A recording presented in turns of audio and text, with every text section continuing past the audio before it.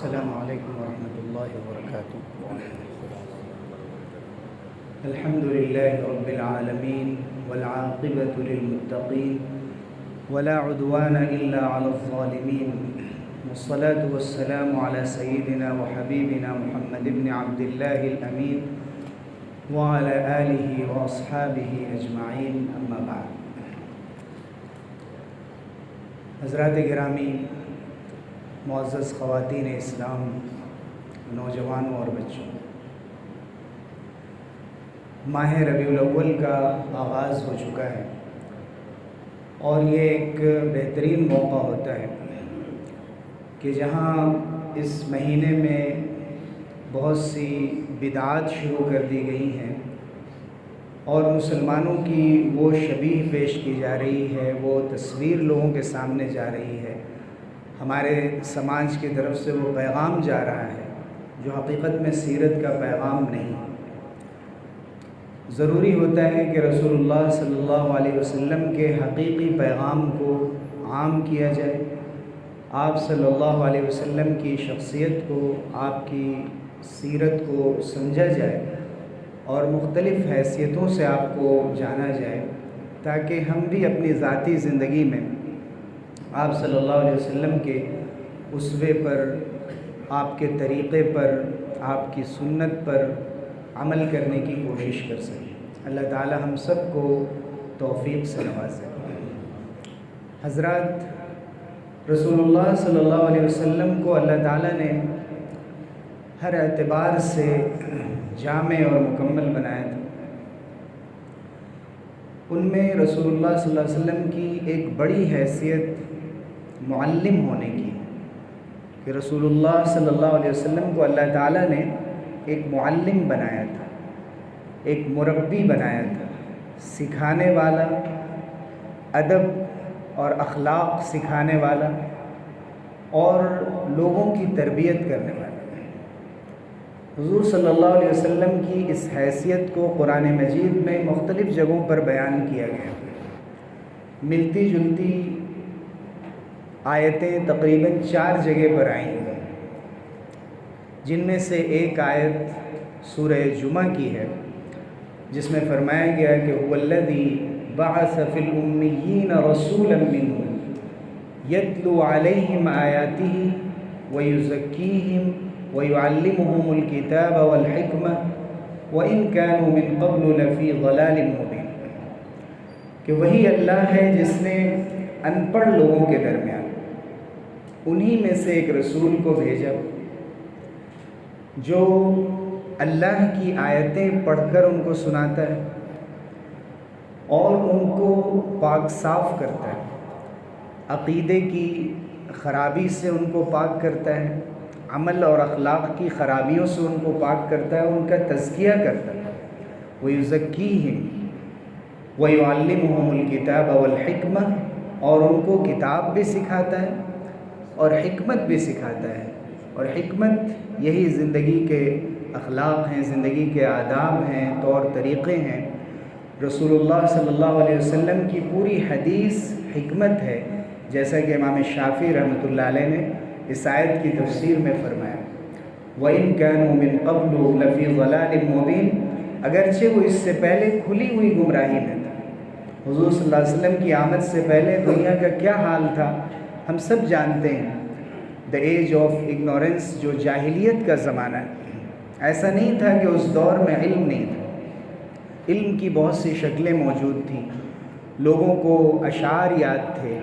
لوگوں کو نسب نامے یاد تھے،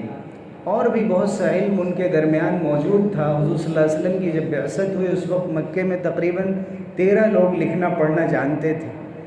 لیکن بالعموم صورتحال یہ تھی کہ ان کے اندر اخلاقی جو فوائد ہونے چاہیے علم کے، اور جو زندگی کے اندر علم کا اثر ہونا چاہیے، وہ موجود نہیں تھا۔ اس لیے بعض لوگوں نے لکھا ہے کہ جاہلیت علم کے مقابلے میں نہیں ہے، حلم کے مقابلے میں، یعنی علم تو کسی نہ کسی حد تک ان میں موجود تھا،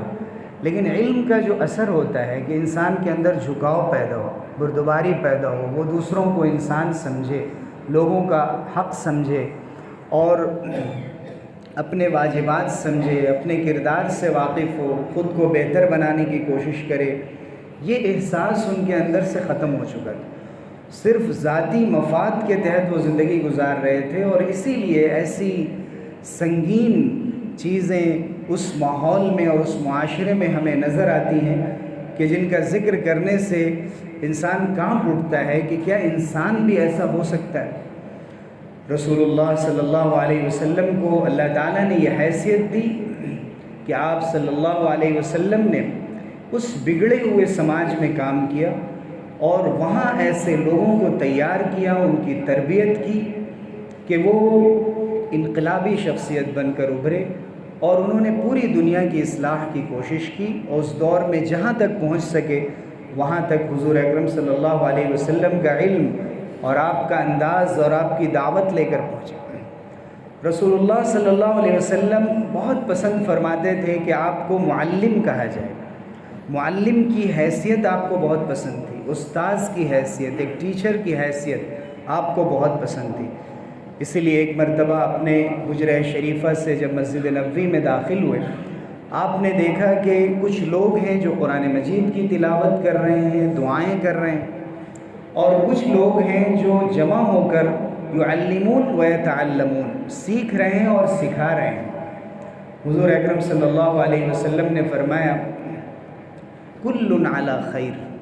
یہ لوگ بھی خیر کا کام کر رہے ہیں اور یہ لوگ بھی خیر کا کام کر رہے ہیں۔ لیکن پھر جہاں سیکھنے سکھانے کا عمل چل رہا تھا، تعلیم ہو رہی تھی،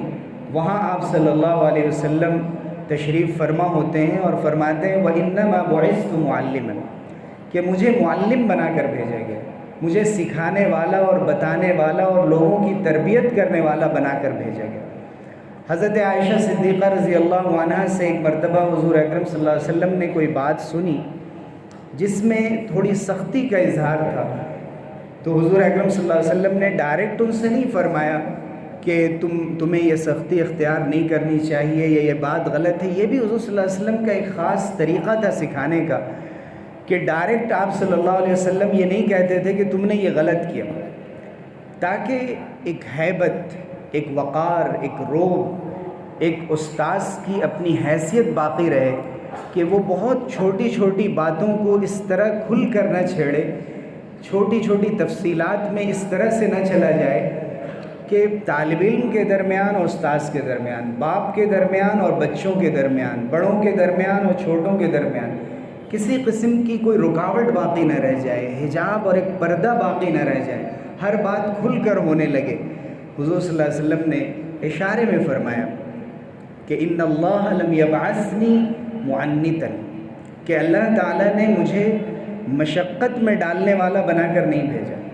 یعنی کہ میں ایسے حکم لوگوں کو دوں کہ آسانیاں بالکل ختم کر دوں اور لوگوں کو دشواریوں میں ڈال دوں، ولا متعنتا، اور نہ مجھے متعنت بنا کر بھیجا کہ میں لوگوں کی غلطیاں پکڑتا رہوں، لوگوں کو ٹارچر کرتا رہوں، دونوں معنی اس کے کیے گئے، تکلیفیں پہنچاؤں اپنی زبان سے، اپنے عمل سے۔ پھر آپ نے فرمایا ولیکن بعثنی معلما و میسرا، مجھے اللہ تعالیٰ نے معلم بنا کر بھیجا کہ میں سکھانے والا ہوں اور آسانیاں پیدا کرنے والا ہوں۔ اللہ تعالیٰ نے جو گنجائش رکھی ہے شریعت کے اندر اور اسلام کے اندر جو رخصتیں رکھی ہیں، چھوٹ رکھی ہیں جن لوگوں کے لیے، جن شرطوں کے ساتھ، میں اس کو لوگوں تک پہنچاتا ہوں، میں لوگوں کے لیے دشواریاں پیدا نہیں کرتا ہوں۔ اور اس کی بہترین مثال حضرت معاویہ بن حکم سلمی رضی اللہ عنہ کی روایت میں ملتی ہے، صحیح مسلم کی روایت ہے۔ وہ نماز پڑھ رہے تھے اور نماز میں کسی نے ایسا ہوا کہ ان کو چھینک آئی، تو حضرت معاویہ بن حکم نے انہیں یرحمک اللہ کہہ دیا نماز کے اندر ہی۔ اس وقت وہ نماز کے تمام مسائل سے واقف نہیں تھے اور ان کو نہیں معلوم تھا کہ نماز کے اندر یرحمک اللہ یا الحمدللہ نہیں کہنا۔ لوگ دیکھنے لگے ترچھی نگاہوں سے ان کو، جیسے آج ہمارے صفوں میں ایسی کوئی غلطی ہو جائے، کہیں سے کوئی آواز آ جائے یا موبائل کی آواز آ جائے تو خاص طور سے لوگ دوڑ پڑتے ہیں اور بڑی سختی سے دیکھنے لگتے ہیں۔ ایسے ہی ہوا ان کے ساتھ کہ کچھ لوگوں نے اپنی رانوں پر ہاتھ مار کر بجایا اور ان کو متوجہ کیا کہ یہ کیا کر رہے ہو۔ پھر حضور اکرم صلی اللہ علیہ وسلم نے جب ان کو بلایا نماز کے بعد، تو آپ صلی اللہ علیہ وسلم کے بارے میں وہ فرماتے ہیں فواللہ ما رأیت معلما قبلہ ولا بعدہ، خدا کی قسم میں نے رسول اللہ صلی اللہ علیہ وسلم سے پہلے اور نہ آپ کے بعد، یعنی آپ سے پہلے جن لوگوں سے ملا یا بعد میں جن لوگوں سے ملا، میں نے ایسا سکھانے والا نہیں دیکھا۔ ما قہرنی فواللہ ما قہرنی ولا ضربنی ولا شتمنی، نہ مجھے ڈانٹا، نہ مجھے مارا، نہ برا بھلا کہا، بلکہ آپ نے بتایا انما ہذہ الصلاۃ، یہ نماز ہے، لا یصلح فیہا شیء من کلام الناس، اس میں لوگ جیسی آپس میں باتیں کرتے ہیں اور نماز کے باہر جو باتیں ہوتی یہ نماز کے اندر نہیں ہو سکتی۔ انما هو التسبیح والتکبیر وقراءۃ القرآن، یہ تو ذکر اور تلاوت کا نام ہے، قرآن مجید کی تلاوت اور ذکر کا نام نماز ہے۔ اس میں آپ نماز کے باہر جو آداب سکھائے گئے ہیں یا جو لوگوں کی آپس کی باتیں ہوتی ہیں وہ نماز کے اندر نہیں کی جا سکتی۔ تو حضور اکرم صلی اللہ علیہ وسلم نے نہایت شفقت کے ساتھ ان کو سمجھایا۔ حضرت مالک ابن حویرث کہتے ہیں یہ تو مثال ہے اس بات کی کہ اگر کسی کو علم نہ ہو تو اس کا خیال رکھا جائے کہ ہو سکتا ہے اسے علم نہ ہو، اور اسی اعتبار سے اس کو سمجھایا جائے، نہ یہ کہ انداز ایسا اختیار کیا جائے کہ آپ نے ایسا کیوں کیا، یا یہ غلط ہے، یہ ناجائز ہے، بلکہ یہ مان کر چلنا چاہیے کہ مومن ہے، اس کے لیے عذر تلاش کر لیں، ہو سکتا ہے غلطی ہو گئی ہے، ہو سکتا ہے اس کو نہیں معلوم ہے، اچھے انداز سے بتانے کی کوشش کرنا چاہیے۔ اسی طرح سے حضرت مالک ابن حویرث کہتے ہیں کہ حضور صلی اللہ علیہ وسلم کے پاس ہم لوگ آئے، نحن شببۃ متقاربون، ہم نوجوان تھے اور ہم عمر تھے، ینگسٹرز تھے اور تقریباً سیم ایج گروپ کے تھے۔ 20 دن حضور اکرم صلی اللہ علیہ وسلم کے پاس رہے، حضور سے ہم علم سیکھ رہے تھے۔ حضور صلی اللہ علیہ وسلم نے محسوس کر لیا کہ یہ نوجوان ہیں، ان کو گھر کی یاد آ رہی ہوگی، اپنے گھر والوں سے ملنا چاہ رہے ہوں گے۔ آپ نے فرمایا ارجعوا الی اہلیکم، جاؤ اپنے گھر والوں کے پاس چلے جاؤ اور ان کو نماز سکھانا،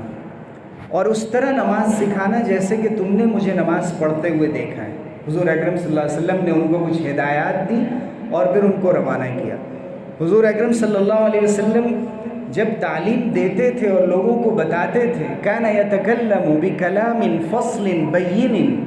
یحفظہ من یجلس الیہ،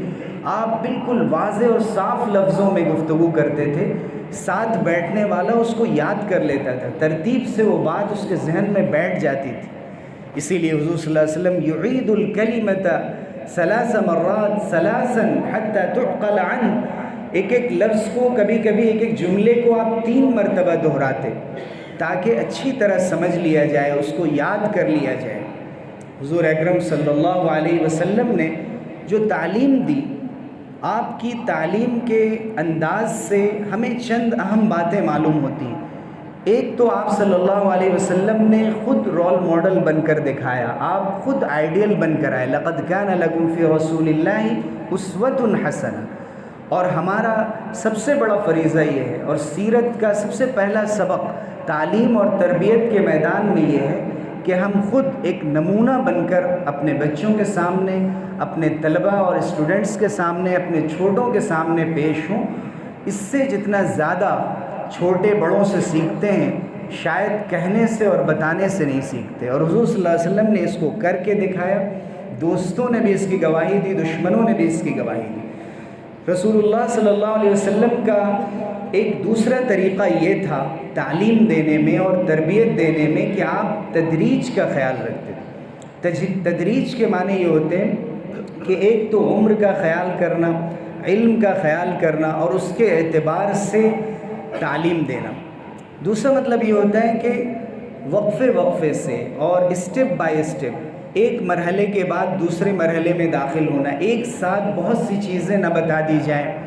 یا ایک ساتھ مکمل کرنے کی طرف توجہ نہ ہو، بلکہ مرحلہ وار بتایا جائے۔ اسی لیے حضرت جندب بن عبداللہ رضی اللہ عنہ کہتے ہیں کہ نحن فتیان حزاورہ، کہ ہم مراہقین تھے، یعنی کم عمر نوجوان تھے، قریب البلوغ تھے، ٹین ایجرز تھے۔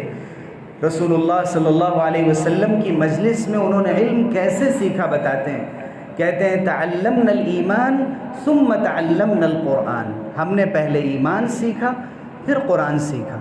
فلما تعلمنا القرآن ازددنا به ایمانا، جب ہم نے قرآن سیکھا تو ہمارے ایمان کی کیفیت میں اور اضافہ ہو گیا۔ لیکن تعلمنا الایمان قبل ان نتعلم القرآن، صرف مکتب میں قرآن پڑھا دینا کافی نہیں ہوتا، بلکہ ایمان اور ایمان کے تقاضوں اور اسلام کی ضروری تعلیمات ان کو بتانا ضروری ہے۔ اسی لیے یہ نمونہ حضور اکرم صلی اللہ علیہ وسلم کی تعلیم کا ہمیں ملتا ہے۔ حضرت عبداللہ ابن مسعود رضی اللہ عنہ فرماتے ہیں کہ کان الواحد منا اذا تجاوز 10 آیات اذا حفظ او قرأ 10 آیات لم يتجاوزهن حتى يتعلم معانيهن والعمل بهن، کہ ہم میں سے ایک شخص اگر 10 آیتیں پڑھ لیتا تھا تو جب تک کہ ان کے اوپر عمل کرنا نہ سیکھ لے، ان کے معنی سے واقف نہ ہو جائے، اس کو یہ فکر نہیں ہوتی تھی کہ ہم کیسے جلدی ختم کر لیں۔ جیسے آج کل مکتب میں بھیجنے والے جو گارڈینس ہیں، والدین ہیں، یا جن گھروں کے اندر آ کر حفاظ اور قراء پڑھاتے ہیں، گھر والوں کا سب سے اہم مطالبہ یہ ہوتا ہے کہ ہمیں جلد از جلد ختم قرآن کرانا ہے،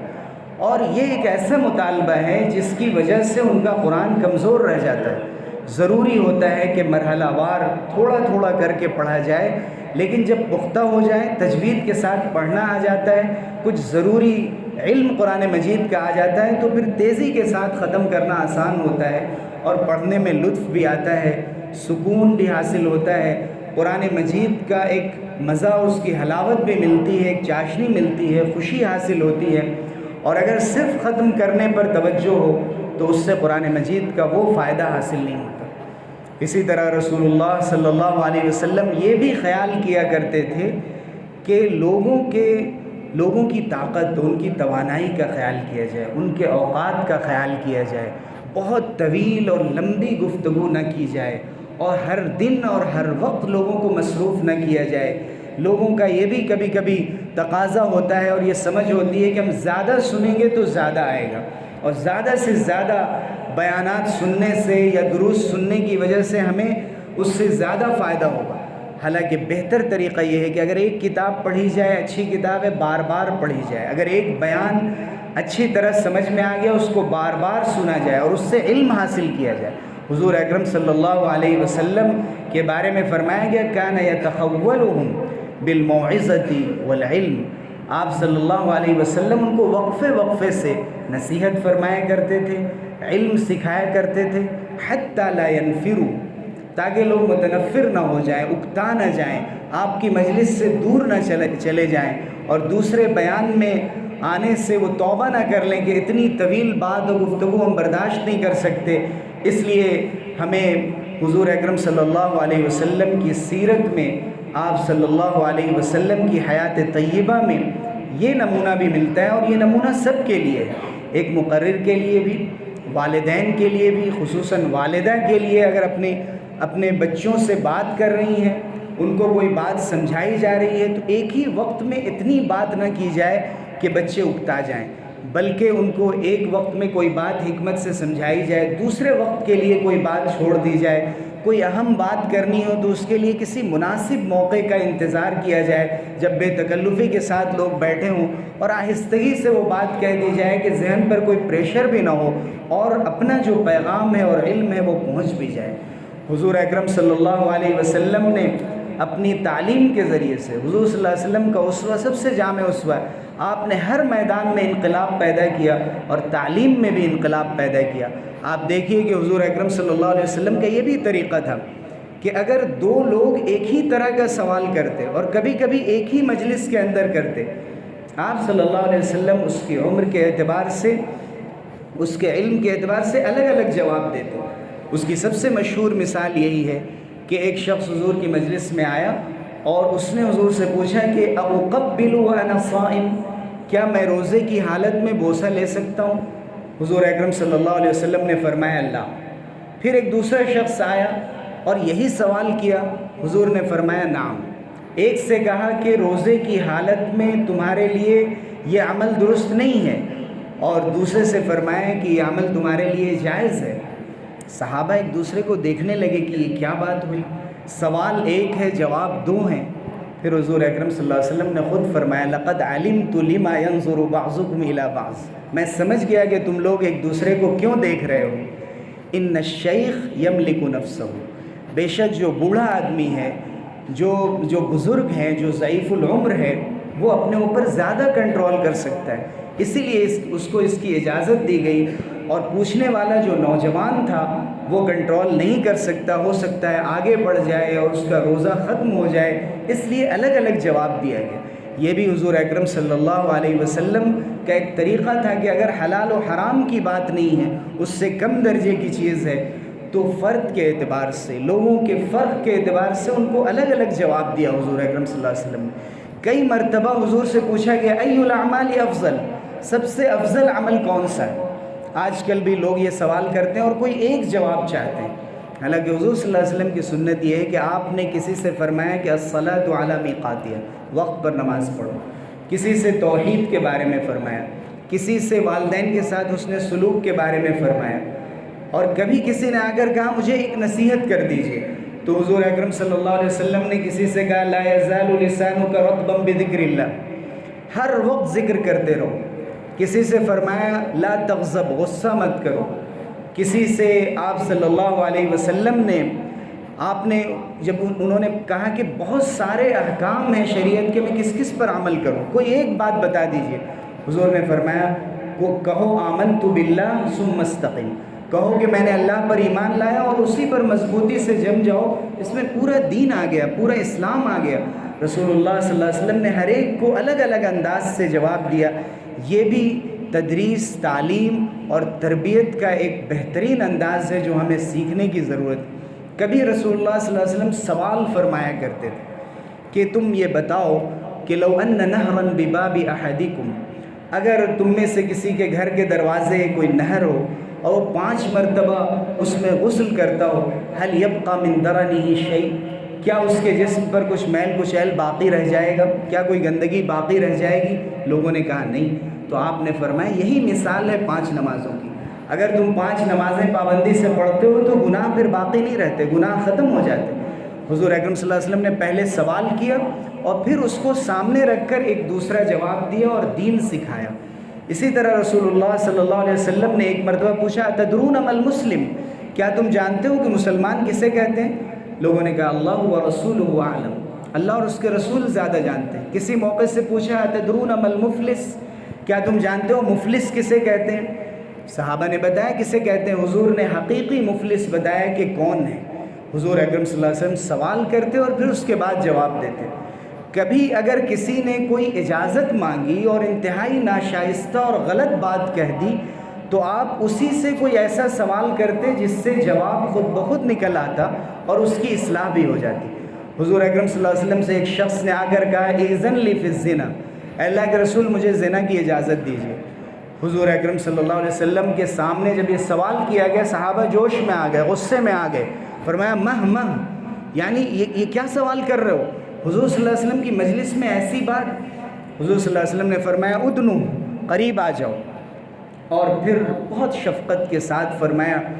کہ کیا یہ بات تم اپنی ماں کے ساتھ پسند کرو گے یا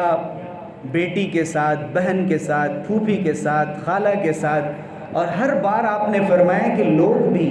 اپنے ان قریبی رشتہ داروں کے ساتھ یہ پسند نہیں کرتے، اور تم جس کے ساتھ بھی بدکاری کرو وہ کسی نہ کسی کی ماں یا بہن یا بیٹی یا پھوپھی یا خالہ ہوگی۔ اس طرح سے رسول اللہ صلی اللہ علیہ وسلم نے ان کو سمجھایا، ان کو بات بھی سمجھ میں آ گئی۔ راوی کہتے ہیں کہ کبھی دوبارہ وہ پلٹ کر اس طرف نہیں گئے اور انہوں نے اس بارے میں سوچا، اور اس کے ساتھ حضور صلی اللہ علیہ وسلم نے ان کو دعا بھی دی، قریب کیا اور فرمایا اللہم اغفر ذنبہ وطہر قلبہ وحسن فرجہ،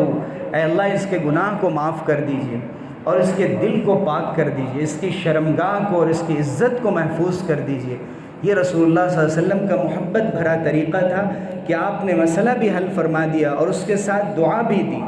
رسول اللہ صلی اللہ علیہ وسلم مثالوں کے ذریعے سے سمجھایا کرتے تھے۔ کبھی آپ ایک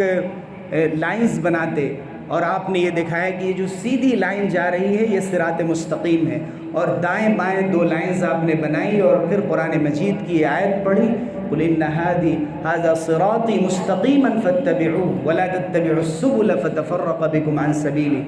کبھی آپ صلی اللہ علیہ وسلم نے ایک اسکوائر بنایا، بیچ میں ایک نشان بنایا اور فرمایا کہ یہ انسان ہے، اور ایک نشان بنا کر اس کو باہر کی طرف نکال دیا، کہا یہ اس کی ڈیزائرز ہیں، اس کی ڈریمز ہیں، اس کے خواب اور آرزویں، ھذا عمل۔ اور ایک نشان آپ صلی اللہ علیہ وسلم نے کئی نشان نیچے کی طرف بنائے اسی باکس کے اندر، اور آپ نے بتایا کہ یہ مصائب ہیں، الجھنیں ہیں، پریشانیاں ہیں زندگی کی، اور انسان کا حال یہ ہے کہ یہ چاروں طرف جو اسکوائر بنایا گیا ہے، یہ لائنز ہیں، یہ اس کی موت ہے، ھذا اجل، اور اس کو چاروں طرف سے گھیرے ہوئے ہیں، مصیبتیں اس کو چاروں طرف سے گھیرے ہوئے ہیں، انسان بیچ میں کھڑا ہوا ہے، اور اس کی تمنائیں، اس کی آرزویں اس کی عمر سے آگے بڑھی ہوئی ہیں۔ حضور اکرم صلی اللہ علیہ وسلم نے زمین پر نشان بنا کر اسے بتا دیا۔ آج کے جدید طرز تعلیم میں حضور صلی اللہ علیہ وسلم کی سیرت طیبہ سے یہ بھی نمونہ حاصل کیا جاتا ہے کہ مثال دے کر، نقشے بنا کر، ڈائیگرام بنا کر لوگوں کو سمجھایا جائے، بتایا جائے، آسان کیا جائے تعلیم کو۔ حضور اکرم صلی اللہ علیہ وسلم کے انداز تربیت میں یہ بات بھی شامل ہے۔ اسی لیے کارلائل جو مشہور مغربی مصنف ہے، اس نے اس بات کا اعتراف کیا، اس نے لیکچر دیا تھا ہیروز اینڈ ہیرو ورشپ کے نام سے،